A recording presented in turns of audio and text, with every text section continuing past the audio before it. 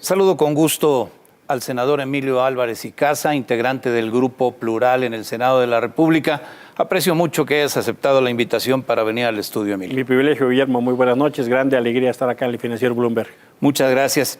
Y la verdad es que es una invitación a charlar con gran preocupación por lo que está pasando en el país. Este último episodio de Michoacán, de San José de Gracia, nos habla de una situación desbordada, de una falta de gobierno, de una impunidad brutal, de la forma en que la delincuencia puede apropiarse de una población, hacer y deshacer, fusilar, aunque no les guste el término, a un grupo indeterminado de personas, se habla de 17, y luego tener todo el tiempo para limpiar la escena del crimen y desaparecer los cuerpos. Es decir, de ese tamaño es la impunidad, no aparecieron las autoridades municipales, se entiende, están totalmente rebasadas, no aparecieron las autoridades estatales.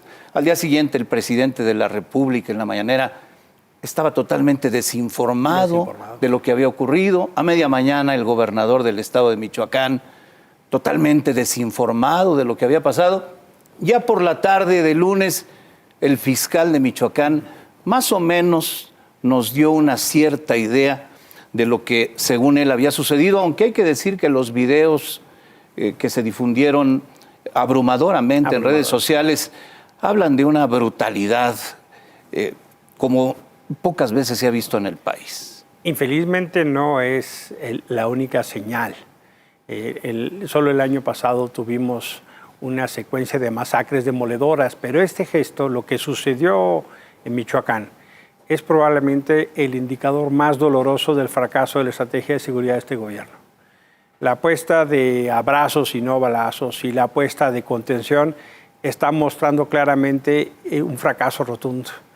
Que llegue un pelotón a un municipio donde no hay respuesta de un mando único, que se dejó de operar a partir de que llegó el nuevo gobierno de Michoacán, que no había respuesta y que incluso tienen hasta el lujo de desaparecer los cuerpos de los fusilados. Se encontraron más de casi 200 casquillos percutidos y claramente nos está diciendo las cosas van mal.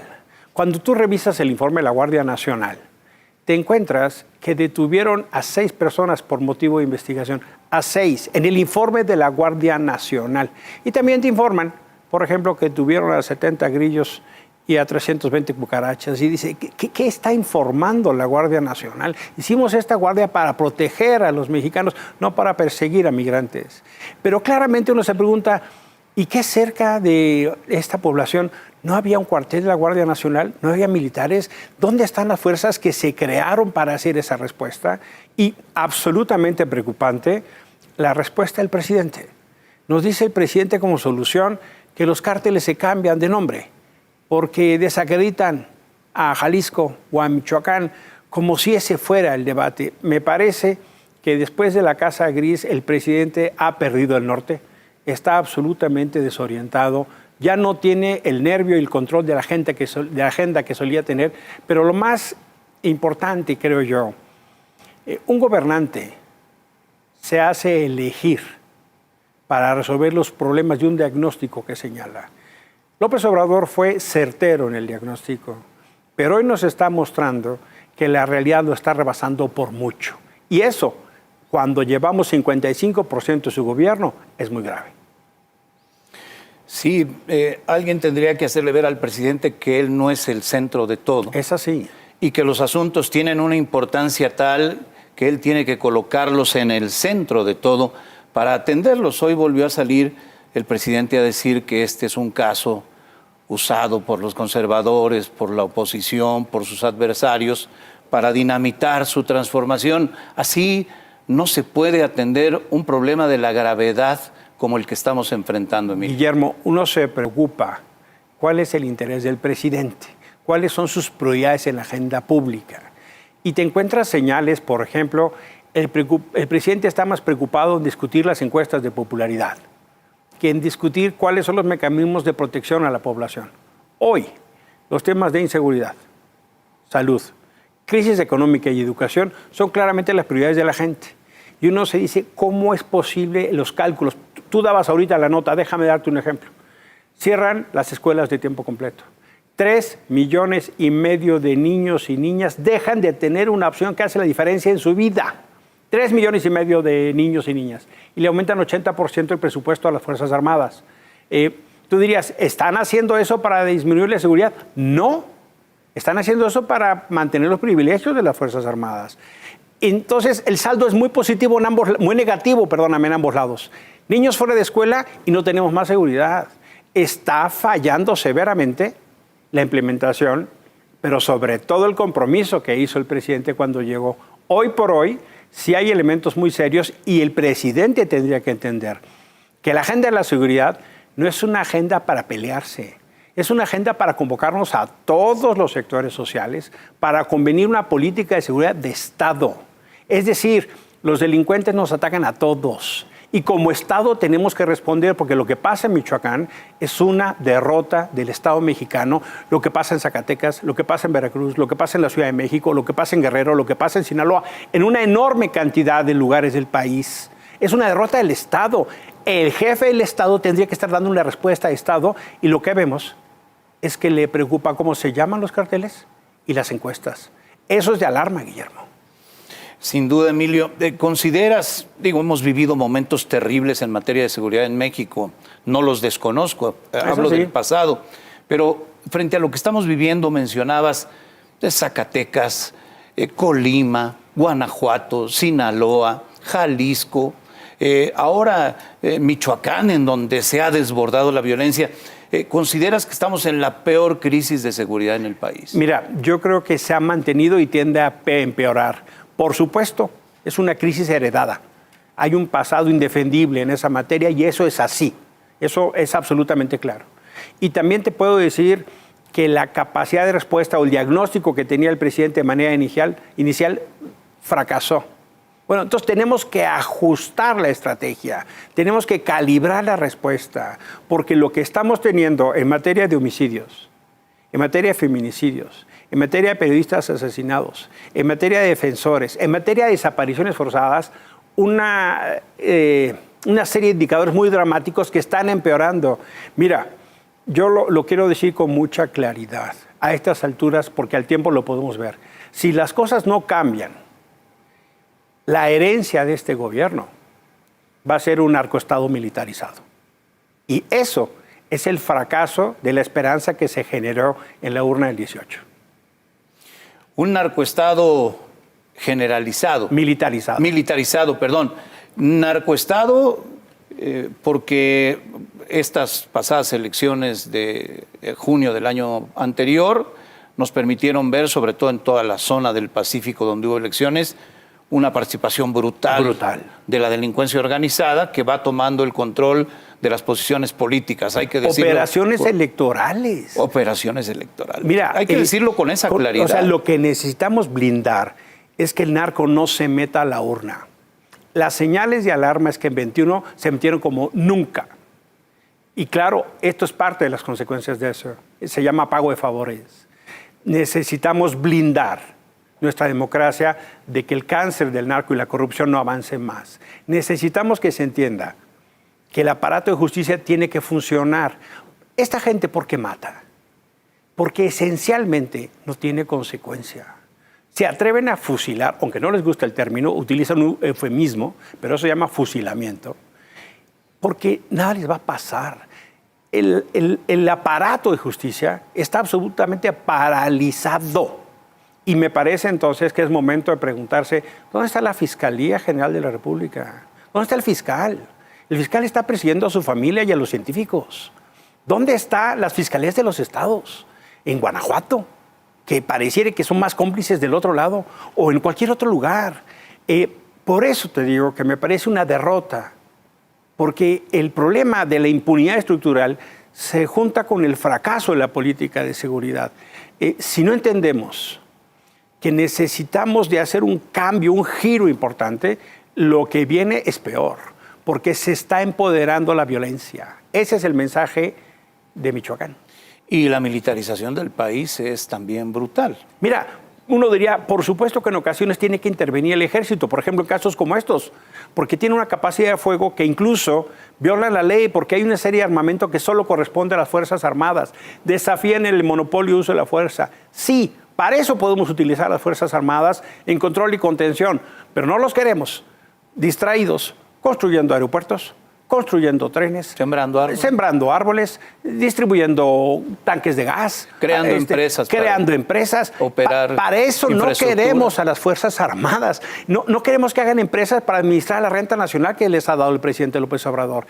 Queremos a las Fuerzas Armadas para que nos ayuden a combatir a quienes están desafiando al Estado mexicano en el monopolio del uso de la fuerza. Por supuesto, eso no viene de López Obrador, pero lo que sí sabemos es que está empeorando. Como está empeorando también el tema de los derechos humanos. Estamos ante una crisis de derechos humanos en el país. Fíjate también. Que esta agenda es probablemente una de las agendas de mayor decepción de este gobierno. El presidente tenía un diagnóstico muy certero. Incluso como opositor hizo críticas muy agudas. Por ejemplo, en Ayotzinapa, algunos otros casos.